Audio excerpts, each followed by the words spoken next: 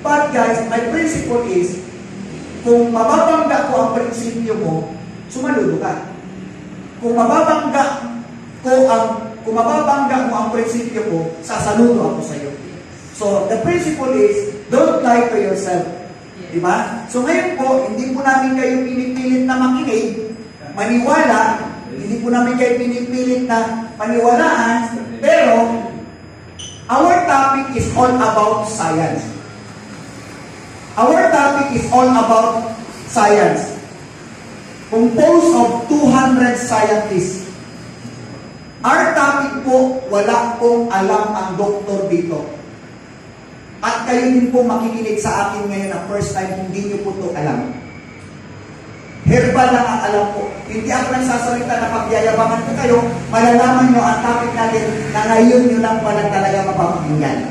No? Even the Doctor of Medicine, for 10 years na pag-aaral ko, wala po itong topic na ito. Pero, trending na pala ito, it was 18th century, tinago lang po ng pharmaceutical industry. Kasi kung ilusot ito ng pharmaceutical industry, wala na po synthetic medicine ngayon. Dahil, ang competition is kung may product na nakakagaling, may bibili pa kaya ng synthetic medicine. And we offer 90 days money-back guarantee. Ang labanan dito, wala namang nagbibenta ng product na sasabihin niya ang product niya pangit. Pero ang conclusion ko, kung maganda talaga ang product ko, bakit hindi kayo nag-o-offer ng 3 months money-back guarantee? Give me 1 month sa puputulin na lang ng doktor na diabetes. If not, gumaling ko yan, ibabalik ko ba yan? Yan ang challenge ko po. Bigyan niyo po ako ng 3 months sa may cancer. Money-back guarantee po tayo. If they are not satisfied sa result po. Ganun lang po yun eh. Ang conclusion dyan is kung maganda ang product, permahan tayo, money-back guarantee tayo. Ang product pa na dala-dala nila, mayroon mang money-back guarantee o nagbibenta lang talaga para kumita ng pera. Most of the time, networking companies more on high things eh. Puro high things eh. Dito sa WPP, hindi uso ang high things dito. Alam ng mga distributors na hindi po ako naghahabol ng networker.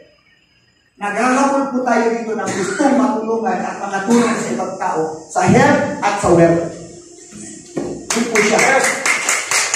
So, tayo po dito, babasahin natin dito ang mga junkie networker.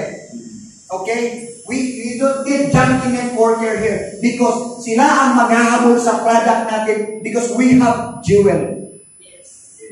Mayroon tayong dito, mayroon tayong pearl na product by God's grace. So, yan po siya.